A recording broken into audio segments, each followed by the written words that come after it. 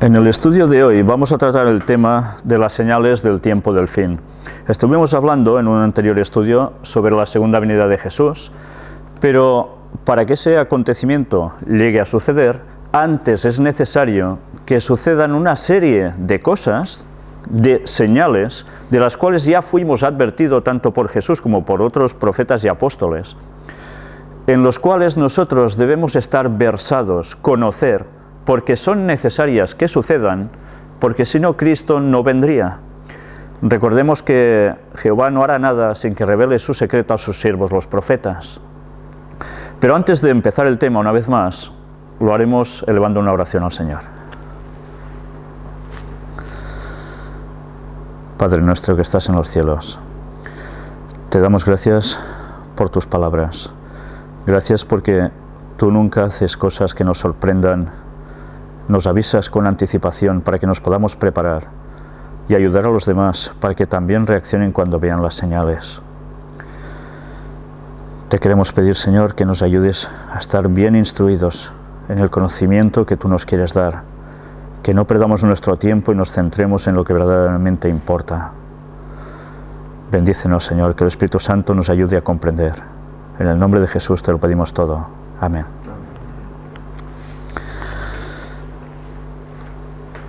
Hay un texto que es clave, que también citamos para la segunda venida de Jesús, y es si hay fecha para ese acontecimiento.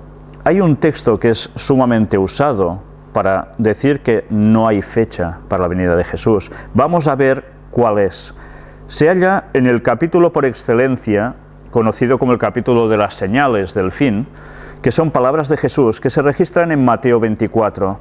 También tiene un paralelo con otros evangelios como son Marcos 13, Lucas 21. Nosotros hoy leeremos un poco de Mateo, leeremos un poco de Pedro, leeremos un poco de otros lugares de la Biblia para ver todo un panorama generalizado. Hoy no vamos a tratar de todas las señales. De hecho, cuando estáis siguiendo las conferencias del Gran Engaño, estáis viendo cada semana que vamos hablando sobre esas señales, viendo cómo las noticias están siendo un cumplimiento plasmado total de lo que estaba escrito.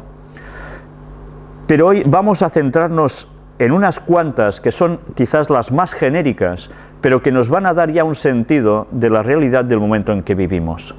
El texto que os decía es Mateo 24, versículo 36, donde nos dice: «Pero del día y la hora nadie sabe, ni aun los ángeles de los cielos, sino solo mi Padre». En Marcos también nos viene a decir lo mismo. Si nos basamos en leer estas palabras así, y tal como siempre la hemos interpretado, diremos, evidentemente no hay una fecha para la venida de Jesús. Pero no hay una fecha de año o no hay una fecha de día y hora. ¿Esto se sabría alguna vez o no se sabría jamás? Cuando Jesús habló estas palabras, ¿cómo las pronunció? ¿Como Dios o como hombre? Si es Dios Jesús, tiene que conocer el momento de su retorno, si no sería un Dios de risa. Por tanto, estas palabras las pronunció como hombre, y como hombre él no sabía esto. Todo lo que él sabía como hombre era porque el Espíritu Santo se lo transmitía. Sobre este texto hablaremos en un segundo apartado, que no va a ser hoy, y que probablemente será bastante pronto, si Dios quiere, en el cual vamos a tratar sobre la venida de Jesús, si tiene verdaderamente fecha o no. Pero ahora nos vamos a centrar en lo que sí queda muy claro para todo el seguidor bíblico, de las señales del retorno de Jesús. En Mateo 24, en los versículos 4 y 5, Jesús nos dice algo al respecto de su segunda venida. Respondiendo Jesús les dijo: «Mirad que nadie os engañe, porque vendrán muchos en mi nombre diciendo, yo soy el Cristo, y a muchos engañarán». ¿Sabéis? Estas palabras son algo que ya se cumplió en el pasado. Cuando Jesús ascendió a los cielos, muy poco tiempo después, empezaron a surgir, y no solo una vez, sino varias veces, Personas que se levantaban diciendo que eran el Mesías. Ya sabéis que la mayor parte de los judíos lo rechazaron a Jesús como el Mesías, como el ungido, como su Salvador prometido, y se aferraron a otros Mesías que iban apareciendo, que algunos de ellos los hacían rebotar contra el Imperio Romano, y luego les tocaba, como se dice vulgarmente, salir por piernas, porque los romanos iban contra esta persona, contra sus seguidores, y se denotaba que ese Mesías, pues la verdad de Mesías tenía muy poco, y no cumplían básicamente las características que implicaba que cumpliría el Mesías. Pero esto no es solo un hecho del pasado. Ahora, muchos años después, hemos visto cómo siguen levantándose personas diciendo que son el Mesías. Hemos visto en las conferencias del Gran Engaño distintos personajes que van diciendo que ellos son el Mesías. Pero Jesús, ¿qué dice? Que esto sucedería. ¿Pero que eran Él? No. Porque cuando Él venga, tenían que acontecer una serie de señales muy específicas.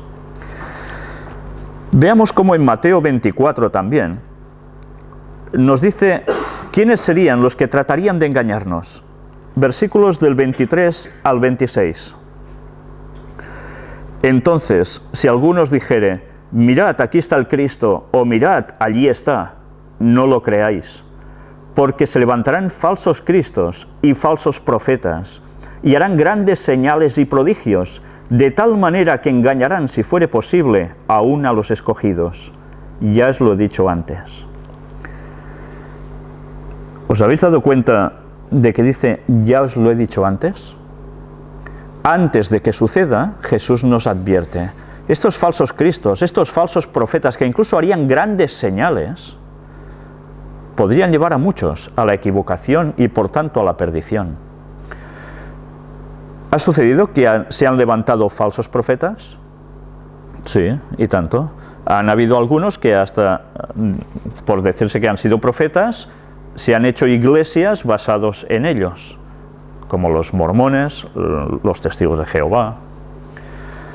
Tengamos presente que esto es algo que se repetiría hasta el fin. Eran señales que irían sucediéndose, que irían marcando una ruta. Y Jesús nos advertía, cuidado, porque esto debe suceder, y os lo he dicho antes. Pero mirad cómo termina el versículo 26, dice, así que si os dijeren, mirad, está en el desierto, no salgáis, o mirad, está en los aposentos, no lo creáis.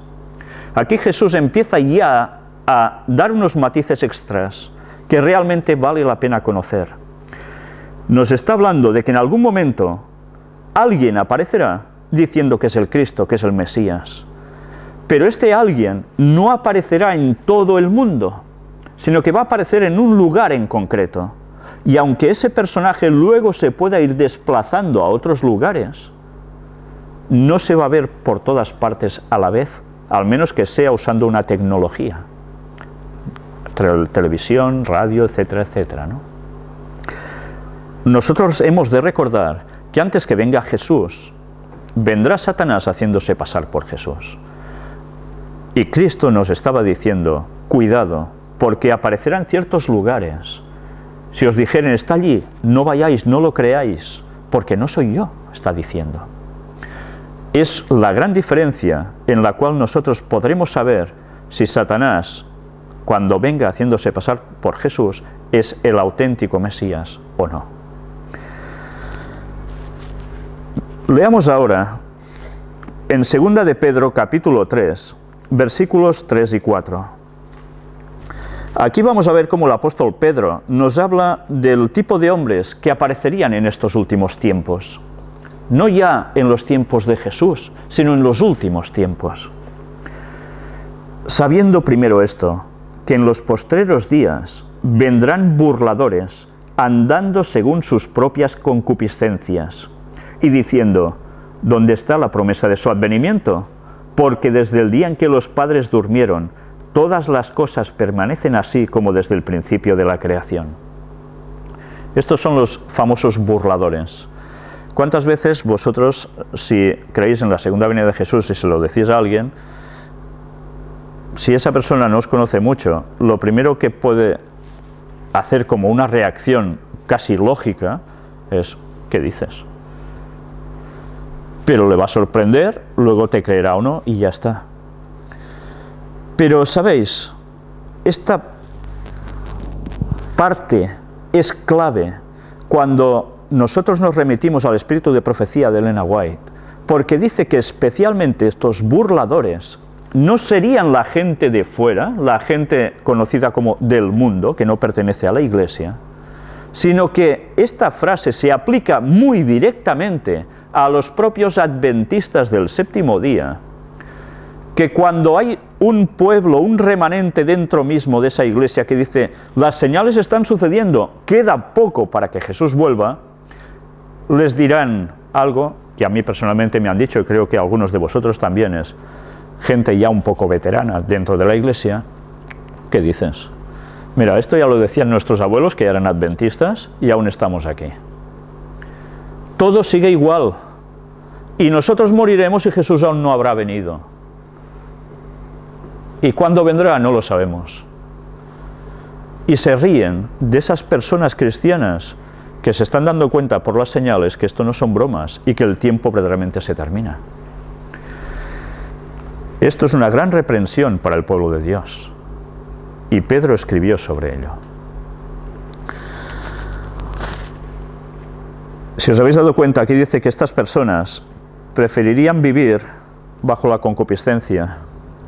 ¿Qué quiere decir concupiscencia? Es una palabra muy poco usada actualmente, en la versión Reina Valera de 1960, que es la que estoy utilizando ahora, aquí aparece, pero concupiscencia es un deseo excesivo de placeres, de dinero deshonestos, que no corresponden. Y así es como se describe al pueblo de Dios también del último día. Mirad qué paralelismo entre este pueblo de Dios, que espera el final de todo, y el que estaba en el tiempo de Jesús, o el que estaba también en el tiempo de Moisés cuando fueron liberados de Egipto. ¿Recordáis cuando iban a recibir los 10 mandamientos? ¿Qué hicieron, no? Cuando Moisés no baja, ya están en pleno desfase.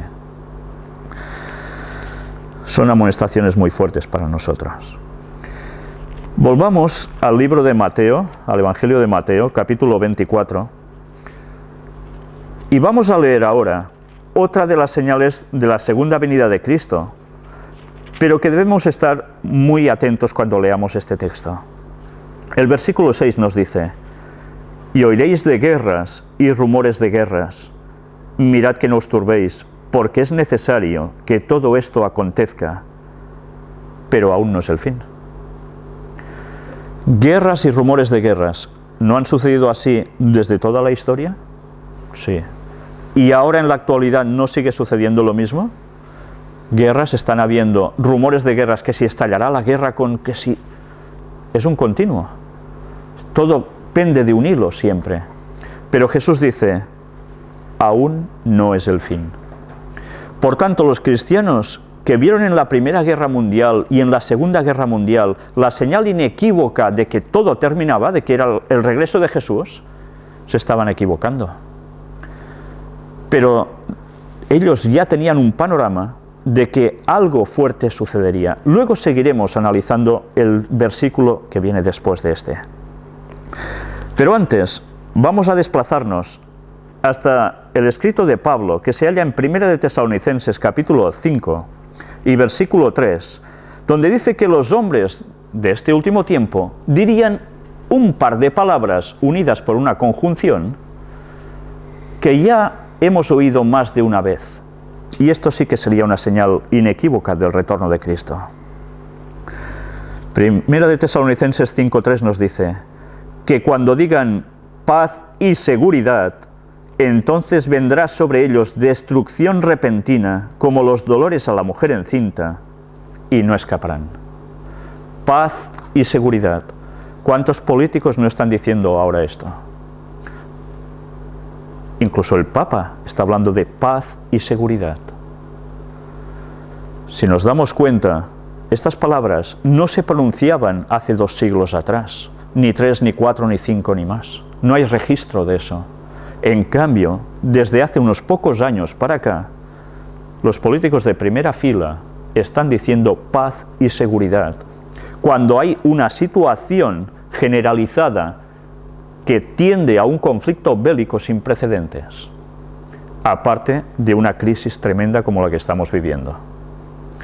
Esta sí que era una señal muy definitiva para el último tiempo. Cuando digan paz y seguridad, todo quedará destrozado. Jesús actuará, y para eso ya no falta tanto. Es curioso ver cómo el apóstol Pablo, 2000 años antes, estaba escribiendo estas palabras, y ahora se están cumpliendo. Paz y seguridad. Os insto a que busquéis por internet un listado poniendo paz y seguridad, y veréis qué cantidad de personas, de políticos, están hablando sobre esto. En la actualidad. Es impresionante. Y luego dicen que las profecías bíblicas no se cumplen, algunos. Leamos ahora otra profecía que se halla en el libro de Daniel, capítulo 12, y en el versículo 4. Pero tú, Daniel, cierra las palabras y sella el libro hasta el tiempo del fin. Muchos correrán de aquí para allá, y la ciencia se aumentará. Las palabras selladas hasta el tiempo del fin. ¿Y qué sucedería en esos momentos? Muchos correrán de aquí para allá. En los tiempos de Daniel la gente corría mucho de aquí para allá. Como no fueran arriba un burro o un caballito, no tenían muchos más métodos, ¿verdad? ¿Y ahora? ¿No se está desplazando la gente mucho de aquí para allá? ¿No hay aviones que surcan un continente al otro en pocas horas? ¿No hay barcos tremendos? ¿No hay trenes? ¿No hay coches? ¿No hay metros? Motocicletas, bicicletas. Es un no parar. La gente se traslada mucho de aquí para allá. Ha llegado el tiempo de la profecía. Ahora es el momento en que Daniel nos está hablando directamente. Y no fueron sus palabras, fueron las palabras que se les revelaron.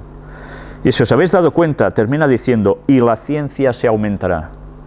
La palabra que se usa para ciencia está designando el conocimiento profético especialmente para el tiempo del fin.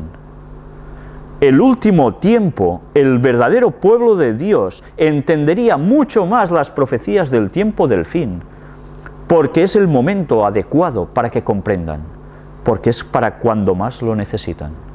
Y así está siendo. Dios está dando luz para este último tiempo, que no podemos rechazar. Pero también tengamos presente que la ciencia se aumentará. ¿Cómo no?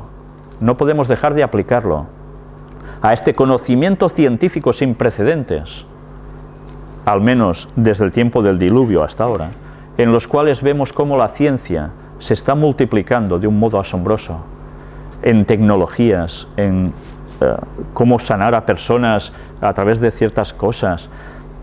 Es cada vez más los aparatos y utensilios que tenemos electrónicos.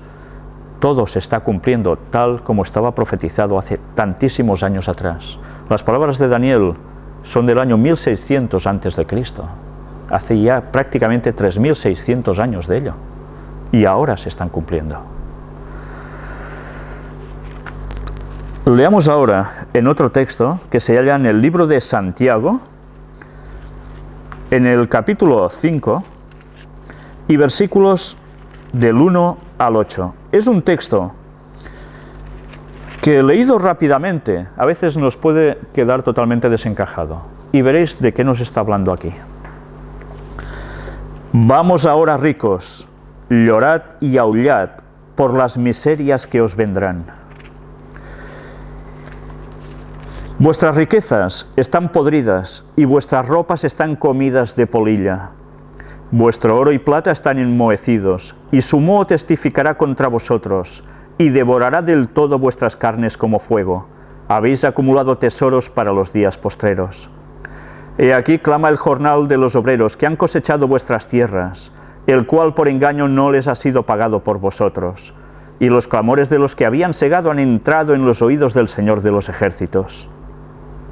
Habéis vivido en deleites sobre la tierra y sido disolutos. Habéis engordado vuestros corazones como en día de matanza. Habéis condenado y dado muerte al justo, y él nos hace resistencia.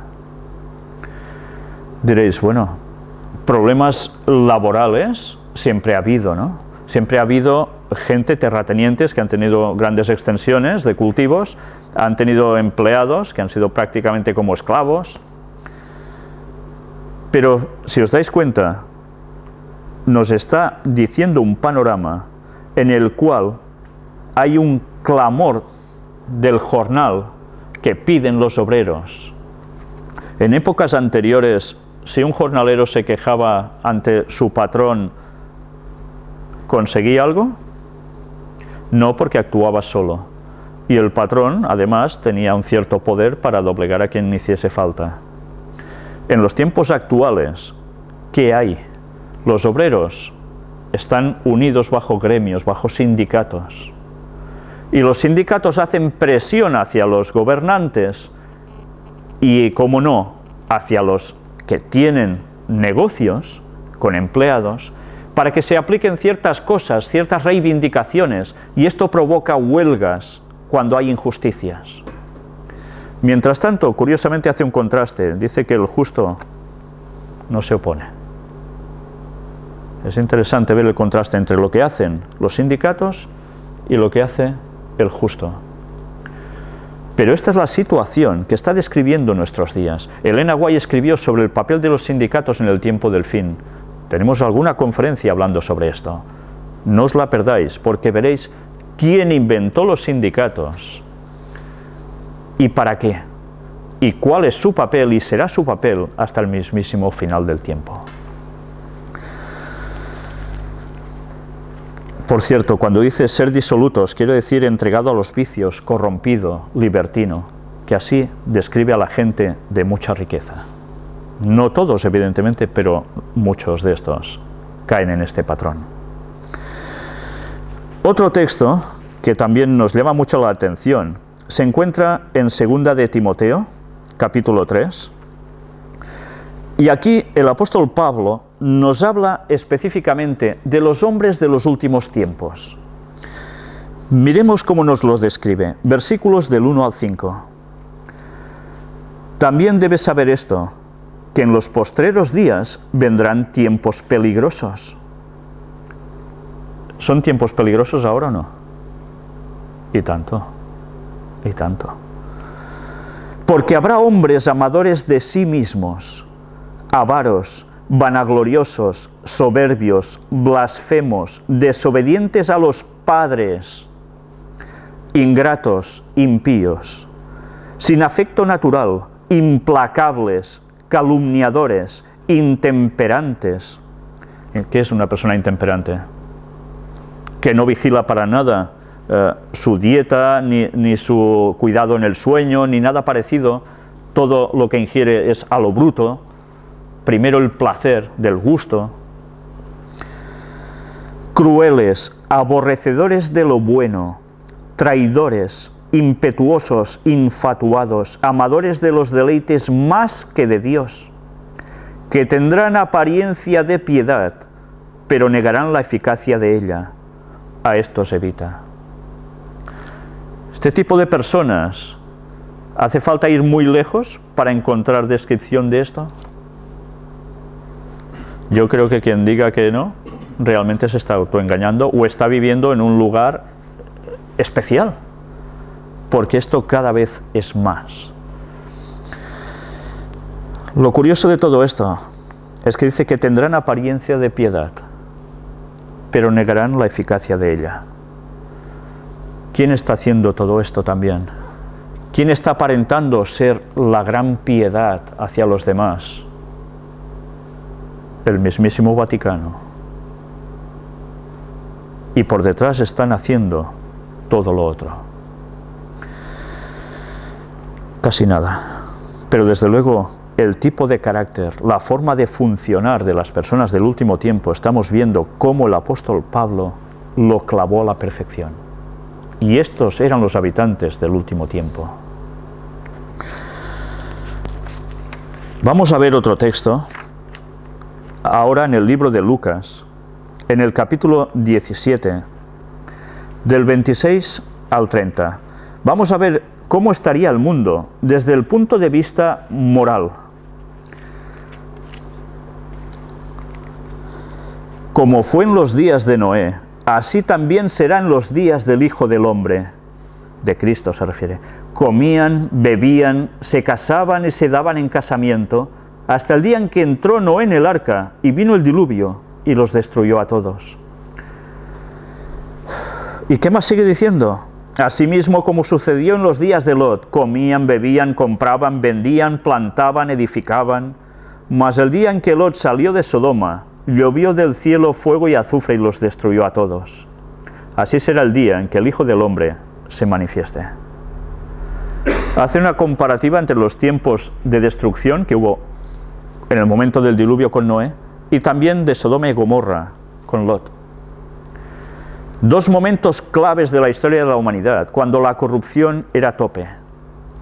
Y cuando leéis lo que estas personas hacían en esos tiempos, veréis que no hay prácticamente diferencia con lo que se está haciendo ahora en todas partes de modo generalizado. Y dice que cuando esto suceda, va a ser parecido en los días del Hijo del Hombre, en su retorno. Además hay algo interesante, porque dice que plantaban, ¿qué más hacían? Compraban, edificaban, vendían. Ahora hay crisis, ¿verdad? Pero a pesar de la crisis se sigue haciendo todo esto. Pero tened presente que las cosas aún se van a complicar más. Y cuando todo esto se complique, va a llegar un momento en que va a aparecer el falso Mesías, Satanás, haciéndose pasar por Jesús, y parecerá que todo es como una balsa de aceite, una calma total, en la cual la gente podrá seguir haciendo las cosas que hacía como antes y más. Y luego otra vez todo se va a complicar de golpe, y Jesús va a aparecer en escena. Y ahora leamos otro texto de Mateo 24, en el versículo 7. Antes nos hemos quedado en el versículo 6, de guerras y rumores de guerras, pero aún no era el fin. Porque se levantará nación contra nación y reino contra reino, y habrá pestes y hambres y terremotos en diferentes lugares. Jesús hizo una clara diferencia, que aquí vemos marcado por este punto y aparte, entre guerras y rumores de guerras. Describe que sí que hay un momento en la historia que hay un conflicto sin precedentes, porque ya no lo encaja en guerras y rumores de guerras, unas más, sino en algo definitivo, porque se levantará nación contra nación y reino contra reino. Está describiendo un cataclismo mundial tremendo. Y habrá pestes y hambres y terremotos en diferentes lugares. Ahora estamos viendo de que pestes hay. Hemos visto como que si la peste porcina, la aviar, sidas, pero aún no es del todo unas pestes que causen más estragos. Hambres, ¿no hemos visto hambres y estamos viendo hambres? Con la crisis, ¿no estamos viendo gente en los contenedores buscando comida como pueden? ¿No estamos viendo en países africanos cómo no hay comida y la gente se muere? Y terremotos en diferentes lugares. Caray, sí hemos visto terremotos en diferentes lugares, cada vez más, por todos lados. Pero mirad cómo estas tres palabras, además, van asociadas de un modo especial al texto de se levantará nación contra nación y reino contra reino. Porque durante el transcurso de esta gran guerra, también esto van a ser frutos producidos durante ese conflicto. O sea que lo que vemos hasta ahora es de risa en comparación con lo que será. Y ahora vamos a entrar en un apartado que leeremos tres textos distintos que nos van a hablar con matices distintos de una misma cosa. Pero fijémonos primero en unas palabras que aparecen en Lucas capítulo 21, versículos 25 y 26.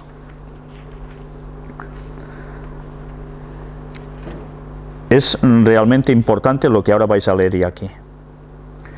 Entonces habrá señales en el sol, en la luna y en las estrellas, y en la tierra angustia de las gentes, confundidas a causa del bramido del mar y de las olas. Si os habéis dado cuenta, aquí nos habla de dos cosas un poco distintas. Una sería una cuestión celeste, astronómica, cósmica, señales en el sol, en la luna y en las estrellas. Pero luego nos habla, y en la tierra angustia de las gentes. Y nos da además una explicación. ¿Angustia de las gentes? ¿No está viviendo la gente angustiada? ¿No se está suicidando gente porque no puede pagar la hipoteca y son desahuciados?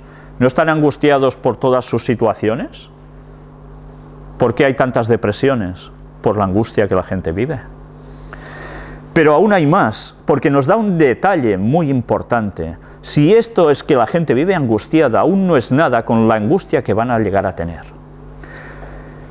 Confundidas a causa del bramido del mar y de las olas. ¿De qué nos está hablando aquí? ¿De qué es esta confusión? Bramido del mar y de las olas. El mar siempre está, olas que vienen, olas que van. Días de más olaje, otros menos. ¿De qué nos está hablando aquí en concreto? Pues de que el mar bramará de tal modo con sus olas que va a causar unas destrozas impresionantes. Y la gente estará confundida y angustiada. Habrá tsunamis que van a arrasar grandes partes de población de este mundo. No somos conscientes de esto, ¿eh? Elena White nos habla en más de una ocasión que las grandes ciudades portuarias van a desaparecer porque son los lugares más corruptos. ¿De qué modo? Pues ya lo estáis viendo. Ciudades portuarias, ¿dónde están? Al lado del mar, ¿no? Pues sí que va a haber una subida del nivel del agua, pero no va a ser una subida y ya está, sino del bramido del mar y de las olas. Quiere decir que van a ser olas gigantes que arrasarán. Y ahora nos vamos a centrar específicamente en este punto donde nos dice: entonces habrá señales en el sol, en la luna y en las estrellas. Esto era una señal inequívoca del momento del tiempo del fin. Hemos de diferenciar entre el tiempo del fin y el fin del tiempo del fin. Uno es cuando empieza este periodo final de la etapa de la historia de la humanidad, y el otro cuando todo termina. Para que esto sucediera, había una serie de profecías bíblicas. La profecía de los 1260 años, la profecía de los 2300 días también, que nos marcaba una etapa final de la era de la humanidad. Justo cuando estas profecías se terminan cumpliendo, cronológicamente por fecha, y de ello ya seguiremos hablando también en otros estudios, empiezan a suceder estas señales. ¿Se han cumplido ya estas señales? Vamos a ver unos textos bíblicos y vamos a ver después unas referencias históricas para ver si esto ya se ha cumplido o aún está en el futuro. Primero vamos a leer Mateo 24, 29.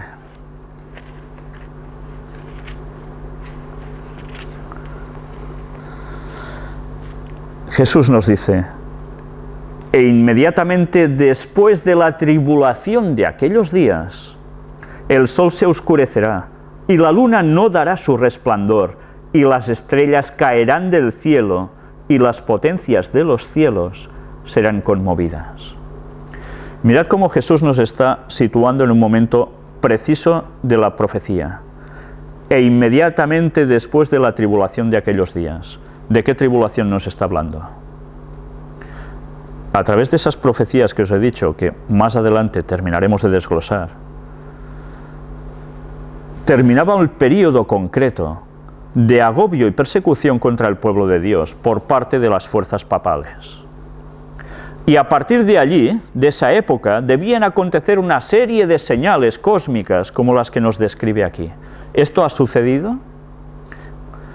Vamos a ver cómo el periodo papal de su pleno apogeo, en 1700 y pico ya estaba terminando, hasta el punto en que llega en el año 1798, ¿y qué sucede?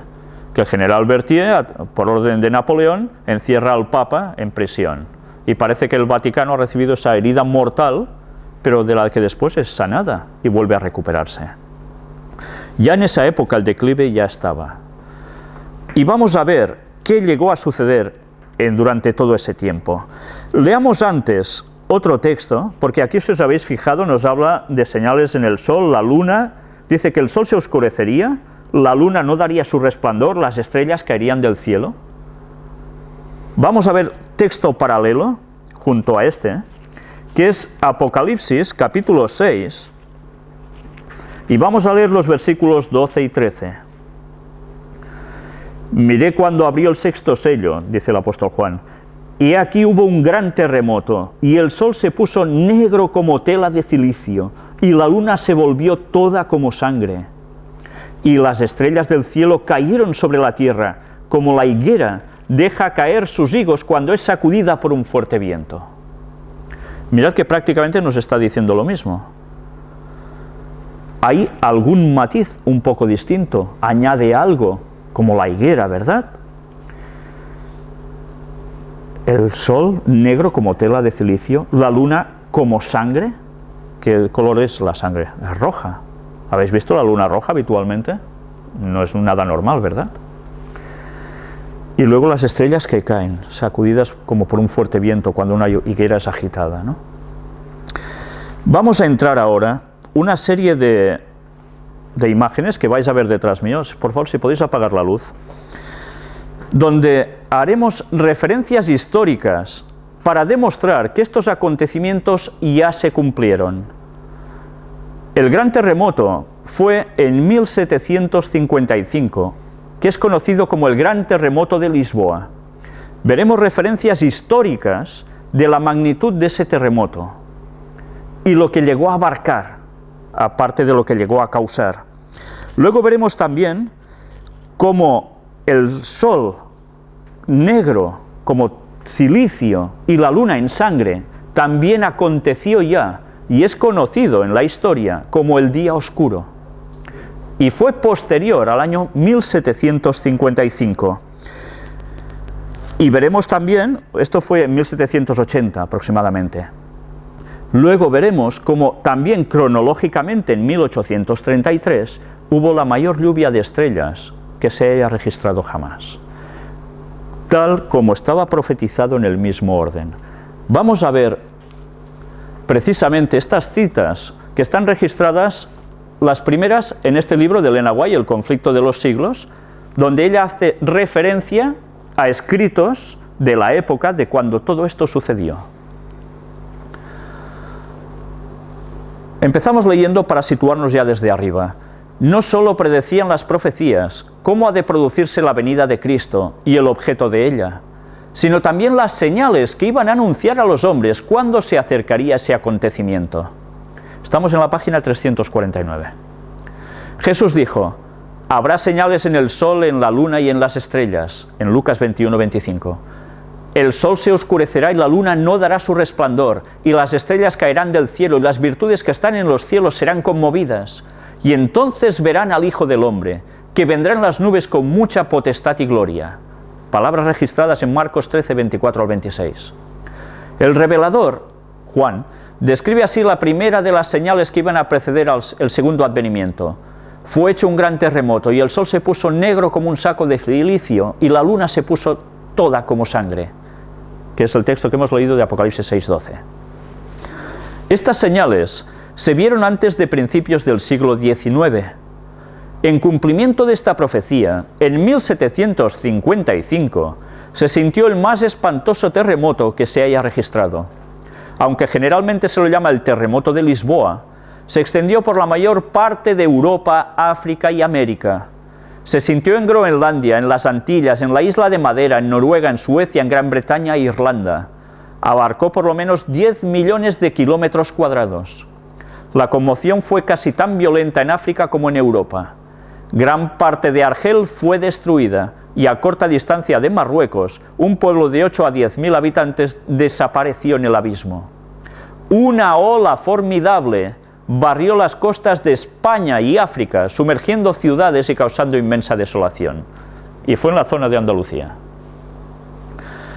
Fue en España y Portugal donde la sacudida alcanzó su mayor violencia. Se dice que en Cádiz la oleada llegó a 60 pies de altura. Algunas de las montañas más importantes de Portugal fueron sacudidas hasta sus cimientos y algunas de ellas se abrieron en sus cumbres, que quedaron partidas de un modo asombroso, en tanto que trozos enormes se desprendieron sobre los valles adyacentes. Se dice que de esas montañas salieron llamaradas de fuego. Y esto está registrado por Sir Carlos Lyell en este libro de Principles of Geology. En Lisboa se oyó bajo la tierra un ruido de trueno e inmediatamente después una violenta sacudida derribó la mayor parte de la ciudad. En unos 6 minutos murieron 60.000 personas. El mar se retiró primero y dejó seca la barra, luego volvió en una ola que se elevaba hasta 50 pies sobre su nivel ordinario. Entre los sucesos extraordinarios ocurridos en Lisboa durante la catástrofe, se cuenta la sumersión del nuevo malecón, construido completamente de mármol y con ingente gasto. Un gran gentío se había reunido allí en busca de un sitio fuera del alcance del derrumbe general, pero de pronto el muelle se hundió con todo el gentío que lo llenaba, y ni uno de los cadáveres salió jamás a la superficie. La sacudida del terremoto fue seguida instantáneamente del hundimiento de todas las iglesias y conventos, de casi todos los grandes edificios públicos y más de la cuarta parte de las casas. Unas horas después estallaron en diferentes barrios incendios que se propagaron con tal violencia durante casi 3 días que la ciudad quedó completamente destruida. El terremoto sobrevino en un día de fiesta en que las iglesias y conventos estaban llenos de gente y escaparon muy pocas personas. Todo esto aparece en la Enciclopedia Americana. El terror del pueblo era indescriptible. Nadie lloraba. El siniestro superaba la capacidad de derramar lágrimas. Todos corrían de un lado a otro, delirantes de horror y espanto, golpeándose la cara y el pecho, gritando: «¡Misericordia! ¡Llegó el fin del mundo!». Las madres se olvidaban de sus hijos y corrían de un lado a otro llevando crucifijos. Desgraciadamente, muchos corrieron a refugiarse en las iglesias, pero en vano se expuso el sacramento, en vano aquella pobre gente abrazaba los altares. Imágenes, sacerdotes y feligreses fueron envueltos en la misma ruina. Se calcula que 90.000 personas perdieron la vida en aquel aciago día. 25 años después, apareció la segunda señal mencionada en la profecía: el obscurecimiento del sol y de la luna. Lo que hacía esto aún más sorprendente era la circunstancia de que el tiempo de su cumplimiento había sido indicado de un modo preciso. En su conversación con los discípulos en el Monte de los Olivos, después de describir el largo periodo de prueba por el que debía pasar la Iglesia, es decir, los 1260 años de la persecución papal, acerca de los cuales había prometido que la tribulación sería acortada, este detalle hay que tenerlo en cuenta, el Salvador mencionó en las siguientes palabras ciertos acontecimientos que debían preceder su venida y fijó además el tiempo en que se realizaría el primero de estos. En aquellos días, después de aquella aflicción, el sol se oscurecerá y la luna no dará su resplandor. Los 1260 días o años terminaron en 1798. La persecución había concluido casi por completo desde hacía casi un cuarto de siglo. Después de esta persecución, según las palabras de Cristo, el sol debía oscurecerse. Pues bien, el 19 de mayo de 1780 se cumplió esta profecía. Único o casi único en su especie, por lo misterioso del hasta ahora inexplicado fenómeno que en él se verificó, fue el día oscuro del 19 de mayo de 1780, inexplicable oscurecimiento de todo el cielo visible y atmósfera de Nueva Inglaterra, y está registrado por R.M. Devens en Earth Files Century. Un testigo ocular que vivía en Massachusetts describe el acontecimiento del modo siguiente: por la mañana salió el sol despejado, pero pronto se anubló. Las nubes fueron espesándose y del seno de la oscuridad que ostentaban brillaron relámpagos, se oyeron truenos y descargóse leve aguacero. A eso de las 9, las nubes se atenuaron y, revistiendo un tinte cobrizo, demudaron el aspecto del suelo, peñas y árboles al punto que no parecían ser de nuestra tierra. A los pocos minutos, un denso nubarrón negro se extendió por todo el firmamento, dejando tan solo un estrecho borde en el horizonte y haciendo tan oscuro el día como suele serlo en verano a las 9 de la noche. Temor, zozobra y terror se apoderaron gradualmente de los ánimos. Desde las puertas de sus casas, las mujeres contemplaban la lóbrega escena. Los hombres volvían de las faenas del campo, el carpintero dejaba las herramientas, el herrero la fragua, el comerciante el mostrador. Los niños fueron despedidos de las escuelas y huyeron a sus casas llenos de miedo. Los caminantes hacían alto en la primera casa que encontraban. ¿Qué va a pasar?, preguntaban todos. No parecía sino que un huracán fuera a desatarse por toda la región o que el día del juicio estuviera inminente. Hubo que prender velas, y la lumbre del hogar brillaba como en noche de otoño sin luna. Las aves se recogieron en sus gallineros, el ganado se juntó en sus encierros, las ranas cantaron, los pájaros entonaron sus melodías del anochecer, y los murciélagos se pusieron a revolotear.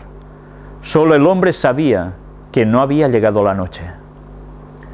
El doctor N. Whitaker, pastor de la iglesia del Tabernáculo en Salem, dirigió cultos en la sala de reuniones y predicó un sermón en el cual sostuvo que la oscuridad era sobrenatural. Otras congregaciones también se reunieron en otros puntos. En todos los casos, los textos de los sermones improvisados fueron los que parecían indicar que la oscuridad concordaba con la profecía bíblica. La oscuridad alcanzó su mayor densidad poco después de las 11, y aparece en Dessex Antiquarian, en abril de 1899. En la mayor parte del país fue tanta la oscuridad durante el día que la gente no podía decir qué hora era ni por reloj de bolsillo ni por reloj de pared. Tampoco pudo comer ni atender a los quehaceres de casa sin vela prendida. La extensión de esta oscuridad fue también muy notable. Se la observó al este hasta Falmouth y al oeste hasta la parte más lejana del estado de Connecticut y en la ciudad de Alabama. Hacia el sur fue observada a lo largo de toda la costa y por el norte lo fue hasta donde se extendían las colonias americanas, registrado por Guillermo Gordon en este libro que veis aquí. La profunda oscuridad del día fue seguida, 1 o 2 horas antes de la caída de la tarde, por un aclaramiento parcial del cielo, pues apareció el sol, aunque obscurecido por una neblina negra y densa. Después de la puesta del sol, las nubes volvieron a apiñarse y oscureció muy pronto. La oscuridad de la noche no fue menos extraordinaria y terrorífica que la del día, pues no obstante ser casi tiempo de luna llena, ningún objeto se distinguía sin la ayuda de luz artificial, la cual, vista de las casas vecinas u otros lugares distantes, parecía pasar por una oscuridad como la de Egipto, casi impenetrable para sus rayos. Y esto está registrado por Isaías Thomas en este lugar. Un testigo ocular de la escena dice: no pude sustraerme en aquel momento a la idea de que si todos los cuerpos luminosos del universo hubiesen quedado envueltos en impenetrable oscuridad o hubiesen dejado de existir, las tinieblas no habrían podido ser más intensas. Es una carta del doctor Steiney. Aunque la luna llegó aquella noche a su plenitud, no logró en lo más mínimo disipar las sombras sepulcrales. Después de medianoche desapareció la oscuridad, y cuando la luna volvió a verse, parecía de sangre. El 19 de mayo de 1780 figura en la historia como el día oscuro. Desde el tiempo de Moisés no se ha registrado jamás período alguno de oscuridad tan densa y de igual extensión y duración. La descripción de este acontecimiento que han hecho los historiadores no es más que un eco de las palabras del Señor expresadas por el profeta Joel 2500 años antes de su cumplimiento. El sol se tornará en tinieblas y la luna en sangre antes que venga el día grande y espantoso de Jehová. Y esto está registrado en Joel 2:31. Después hablaremos sobre este texto. Cristo había mandado a sus discípulos que se fijasen en las señales de su advenimiento y que se alegrasen cuando viesen las pruebas de que se acercaba. Cuando estas cosas comenzaren a hacerse, dijo: mirad y levantad vuestras cabezas, porque vuestra redención está cerca. Llamó la atención de sus discípulos a los árboles a punto de brotar en primavera y dijo: cuando ya brotan, viéndolo, de vosotros mismos entendéis que el verano está cerca. Así también vosotros, cuando viereis hacerse estas cosas, entended que está cerca el reino de Dios. Ya veis que aquí Jesús estaba diciendo: estad atentos a las señales, no os despistéis, porque cuando veáis que esto sucede, preparados porque vuestra redención se acerca. Y de este otro libro, Dios revela el futuro, en el tomo del mensaje de Apocalipsis de Mervyn Maxwell, nos dice: la legislatura del estado de Connecticut concluyó su sesión a las 11 porque sus miembros no se podían ver ni el rostro. La municipalidad de Connecticut, sin embargo, siguió sesionando porque la propuesta de suspender la sesión no fue aprobada, ya que el coronel Davenport hizo notar que el día del juicio o estaba por llegar o no había llegado todavía. Si no estaba llegando, según dijo, no había por qué alarmarse, y si estaba llegando, él prefería que lo encontrara cumpliendo su deber. ¿Hay alguien que pueda encender velas? Y se encendieron velas en ese consejo deliberante. También se las encendió en muchos otros lugares, porque la oscuridad se hizo tan densa, aún a mediodía, que no era posible leer ni diarios ni revistas, y las mujeres no podían ver para poder cocinar. Ya veis qué magnitud llegó a tener este día oscuro. Yo tuve la ocasión de ver precisamente en un programa de televisión española ya hace unos cuantos años, un programa exclusivamente dedicado, o al menos ese apartado, al día oscuro. Y me sorprendió que alguien lo dijera por televisión, porque esto no te lo enseñan ni en las escuelas, ni en los institutos, ni en las universidades. Y dije, caray, por fin, alguien habla de esto. Pues sí, la historia ha quedado registrada para que nosotros veamos que el cumplimiento de las profecías de Jesús no eran broma. Y ahora, en el conflicto de los siglos, también vamos a ver algo más. En 1833, 2 años después de haber principiado Miller a presentar en público las pruebas de la próxima venida de Cristo, apareció la última de las señales que habían sido anunciadas por el Salvador como precursoras de su segundo advenimiento. Algunos diréis, ¿y quién es Miller? Bien, hablaremos de él muy pronto cuando hablemos de la venida de Jesús, si tiene fecha o no. Jesús había dicho: las estrellas caerán del cielo. Y Juan, al recibir la visión de las escenas que anunciarían el día de Dios, declara en el Apocalipsis: las estrellas del cielo cayeron sobre la tierra como la higuera echa sus higos cuando es movida de gran viento.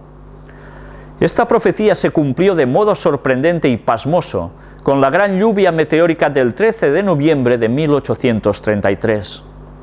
Fue este el más dilatado y admirable espectáculo de estrellas fugaces que se haya registrado, pues sobre todos los Estados Unidos el firmamento entero estuvo entonces durante horas seguidas en conmoción ígnea. No ha ocurrido jamás en este país, desde el tiempo de los primeros colonos, un fenómeno celestial que despertara tan grande admiración entre unos, ni tanto terror ni alarma entre otros. Su sublimidad y terrible belleza quedan aún grabadas en el recuerdo de muchos, de cuando escribió esto ella, en esos años. Jamás cayó lluvia más tupida que esa en que cayeron los meteoros hacia la tierra, al este, al oeste, al norte y al sur, era lo mismo. En una palabra, todo el cielo parecía en conmoción. El espectáculo, tal como está descrito en el diario del profesor Silliman, fue visto por toda la América del Norte, desde las 2 de la madrugada hasta la plena claridad del día, en un firmamento perfectamente sereno y sin nubes. Todo el cielo estuvo constantemente surcado por una lluvia incesante de cuerpos que brillaban de modo deslumbrador. En verdad, ninguna lengua podría describir el esplendor de tan hermoso espectáculo. Nadie que no lo haya presenciado puede formarse exacta idea de su esplendor. Parecía que todas las estrellas del cielo se hubiesen reunido en un punto cerca del cenit y que fuesen lanzadas de allí con la velocidad del rayo en todas las direcciones del horizonte. Y sin embargo, no se agotaban. Con toda rapidez seguíanse por miles, una tras otras, como si hubiesen sido creadas para el caso. Es imposible contemplar una imagen más exacta de la higuera que deja caer sus higos cuando es sacudida por un gran viento. En el Journal of Commerce de Nueva York, del 14 de noviembre, se publicó un largo artículo referente a este maravilloso fenómeno, y en él se leía la siguiente declaración: supongo que ningún filósofo ni erudito ha referido o registrado jamás un suceso como el de ayer por la mañana. Hace 1800 años, un profeta lo predijo con toda exactitud, si entendemos que las estrellas que cayeron eran estrellas errantes o fugaces, que es el único sentido verdadero y literal. Así se realizó la última de las señales de su venida, acerca de las cuales Jesús había dicho a sus discípulos: cuando viereis todas estas cosas, sabed que está cercano, a las puertas. Después de estas señales, Juan vio que el gran acontecimiento que debía seguir consistía en que el cielo desaparecería como un libro cuando es arrollado, mientras que la tierra era sacudida, las montañas y las islas eran movidas de sus lugares, y los impíos aterrorizados trataban de esconderse de la presencia del Hijo del Hombre. Muchos de los que presenciaron la caída de las estrellas la consideraron como un anuncio del juicio venidero, como un signo precursor espantoso, un presagio misericordioso de aquel grande y terrible día. Así fue dirigida la atención del pueblo hacia el cumplimiento de la profecía, y muchos fueron inducidos a hacer caso del aviso del segundo advenimiento. Ya veis, fue necesario que esto aconteciera para que Miller y otras personas predicasen que el segundo advenimiento de Cristo estaba cercano, y así muchos hicieron caso. Primero debían acontecer una serie de señales. Aquí tenéis extraído de un libro de Urias Smith. Son 2 tomos, Daniel y Apocalipsis. Aquí hay referencias también a los mismos hechos. No os lo voy a leer, esto os lo paso despacio para que podáis detener las imágenes en vuestras casas, porque son más detalles, más frases recogidas de esos acontecimientos que hemos mostrado, y que Urias Smith también recopiló para mostrar el cumplimiento de la profecía y plasmarlo en esos 2 tomos que él escribió, en especial el de Apocalipsis. Además, veréis aquí todas las referencias de donde él lo extrajo para poderlo publicar. Da detalles adicionales que vale la pena que leáis y que yo aquí no voy a leer para dedicar el tiempo aún a terminar lo que ahora vamos a ver. ¿Podéis encender la luz, por favor?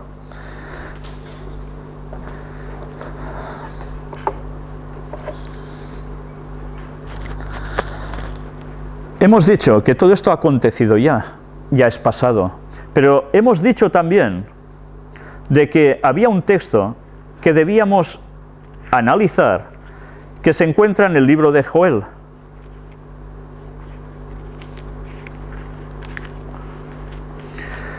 Vamos a buscar el texto que se halla en el libro de Joel, capítulo 2. Vamos a leer varios versículos. Hemos visto que Joel hacía mención de lo mismo que aparecía en Apocalipsis y también en los Evangelios, de estas señales, pero veremos que hay algún detalle que Elena White ya nos empezaba a citar también aquí.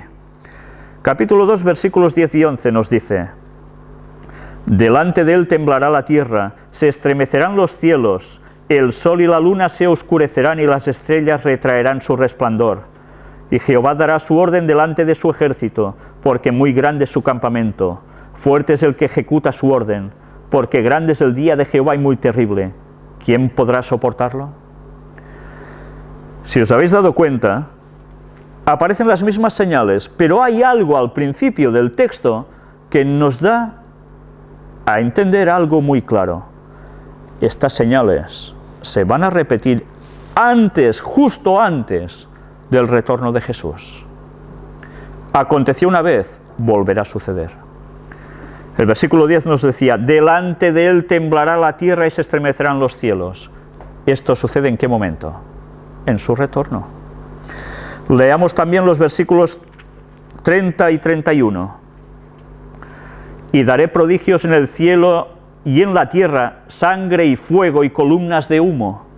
El sol se convertirá en tinieblas y la luna en sangre antes que venga el día grande y espantoso de Jehová. Aquí ya nos da algún detalle más de cosas que sucederán.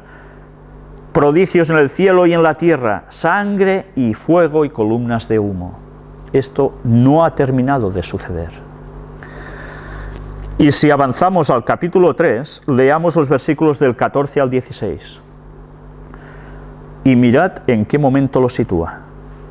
Muchos pueblos en el valle de la decisión, porque cercano está el día de Jehová en el valle de la decisión. El sol y la luna se oscurecerán y las estrellas retraerán su resplandor.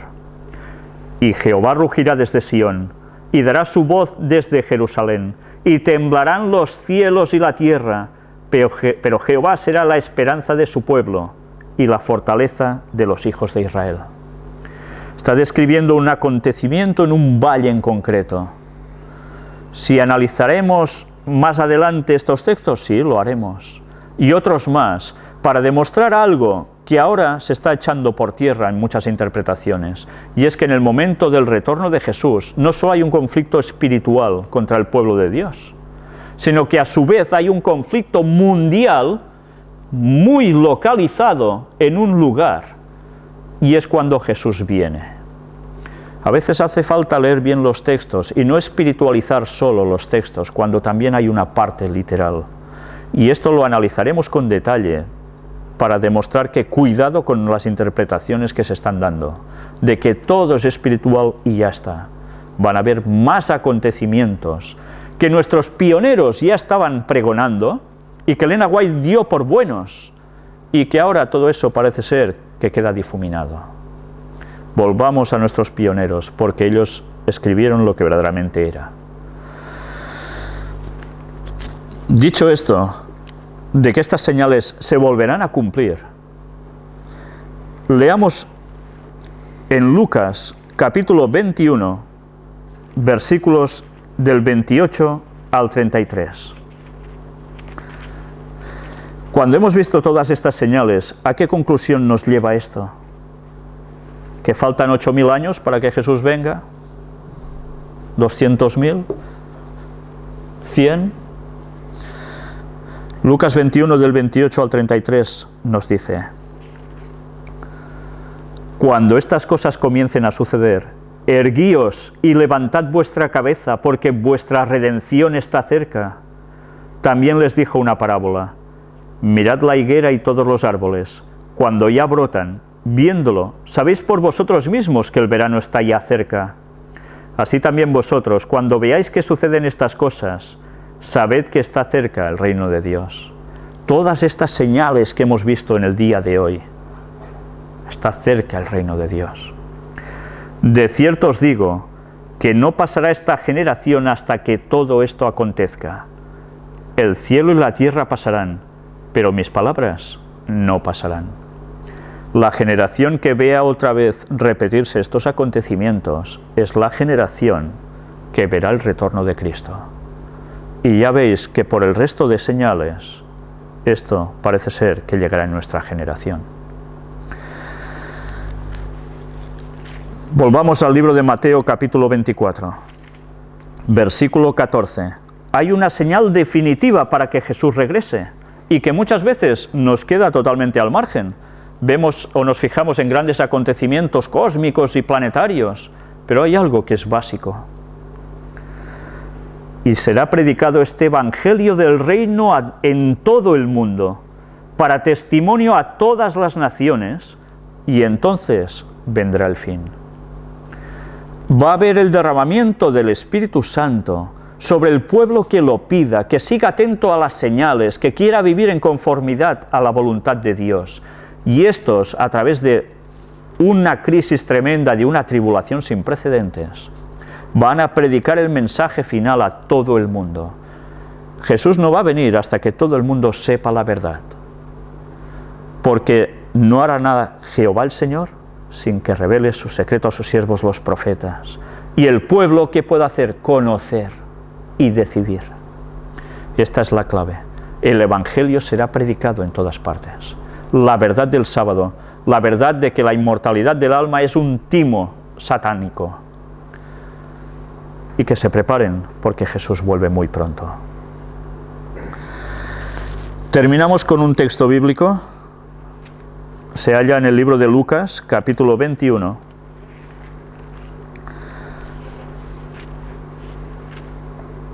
Y versículos del 34 al 36. Mirad también por vosotros mismos, que vuestros corazones no se carguen de glotonería y embriaguez, y de los afanes de esta vida, y venga de repente sobre vosotros aquel día. Porque como un lazo vendrá sobre todos los que habitan sobre la faz de toda la tierra. Velad pues en todo tiempo orando, que seáis tenidos por dignos de escapar de todas estas cosas que vendrán, y de estar en pie delante del Hijo del Hombre. Nuestra vista no tiene que estar puesta en los quehaceres de cada día y ya está. Nuestra vista tiene que estar puesta en el retorno de Cristo. Y esto debe motivarnos a vivir como Él quiere para poder estar con Él. Pero hemos de velar, estar atentos, vigilar a las señales, para saber que ese momento se acerca. Y no solo para nosotros, sino para que advirtamos a los demás, que abran los ojos al ver que todo esto estaba profetizado. No quiero dejaros sin antes mostraros una cita que vais a ver aquí. ¿Puedes apagar la luz, por favor? Gracias. Sabéis, últimamente, llevo ya unos pocos años oyendo a pastores, incluso adventistas, diciendo, las señales, sí, estaban profetizadas, pero Jesús puede volver sin que sucedan las señales, se las puede saltar. ¿Esto es lo que nos dice la Biblia? ¿Esto es lo que nos dice el espíritu de profecía de Elena White? ¿O esto es un timo que nos están colando a la perfección? ¿Sabéis? Lo peor es que cuando oigo a algún pastor, incluso de grandes masas, de grandes iglesias, que se mofa de las personas que están siguiendo las señales y que anuncian a los demás lo que está aconteciendo, no queda más que decir, vosotros sois pastores y desconocéis los textos bíblicos y desconocéis las citas de Elena White que son tan claras al respecto de que las cosas van a suceder sí o sí. ¿A qué pueblo queréis engañar? Y lo peor, ¿por qué se consiente que haya pastores así, que están llevando al pueblo a la somnolencia y por tanto a la perdición? Mirad que escribió Elena White en Testimonios para la Iglesia, tomo 5, página 395.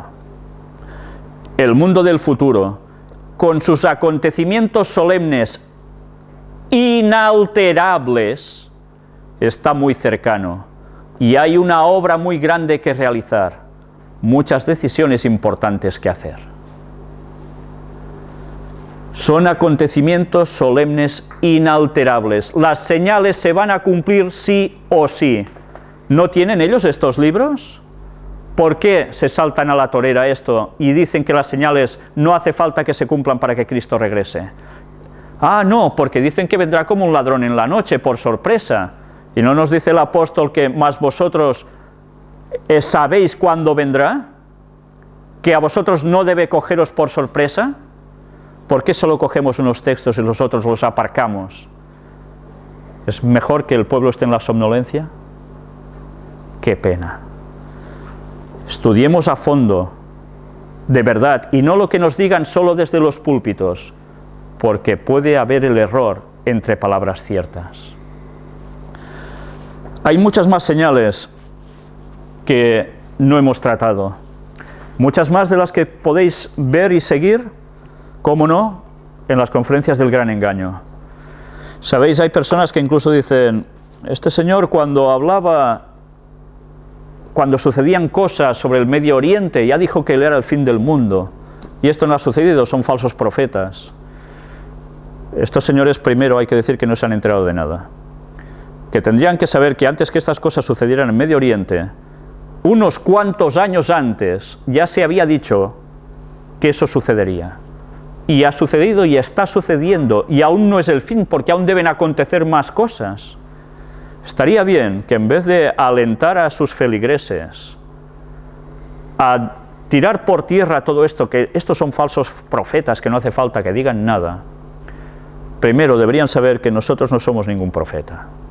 Al menos yo no soy ningún profeta. Solo estoy diciendo lo que está escrito en la palabra de Dios y en los testimonios de Elena White.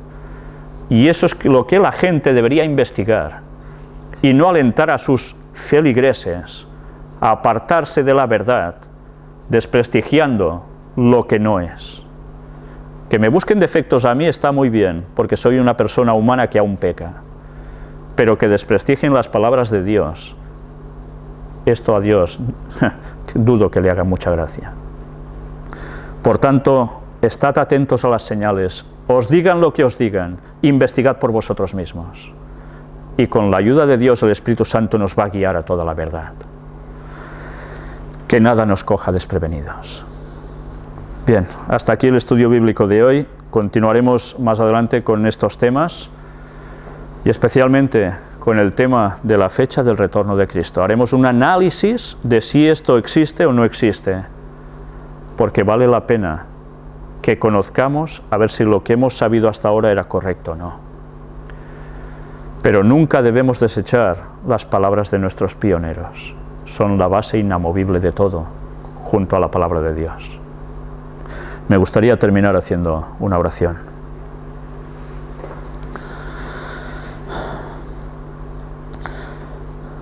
Padre nuestro, te damos gracias por tu benevolencia, por tu bondad, por tu misericordia, cuando nos dejas la instrucción de las cosas que deberían acontecer hasta tu retorno.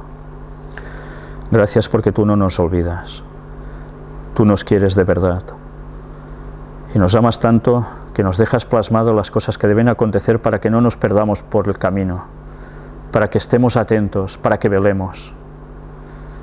Orar es importante, pero velar también. Velad y orad, dijiste, y así queremos hacerlo, Señor. Ayúdanos a no equivocarnos, a encontrar tu santa verdad, que el Espíritu Santo sea el que nos guíe a ella, de lleno, para saber diferenciar la verdad del error. Y haz la limpieza necesaria entre tu pueblo, Señor, porque nosotros no podemos hacer esto. Esto solo lo puedes hacer tú. Para que la gente reaccione y el pueblo sepa la verdad, y que sus dirigentes no los lleven a la perdición, sino a la verdad. Y ayúdanos a nosotros a andar rectamente delante de ti. Perdona todos nuestros pecados. Bendícenos, Señor. Y ayúdanos a estar en pie, si es tu voluntad, a ser de estos 100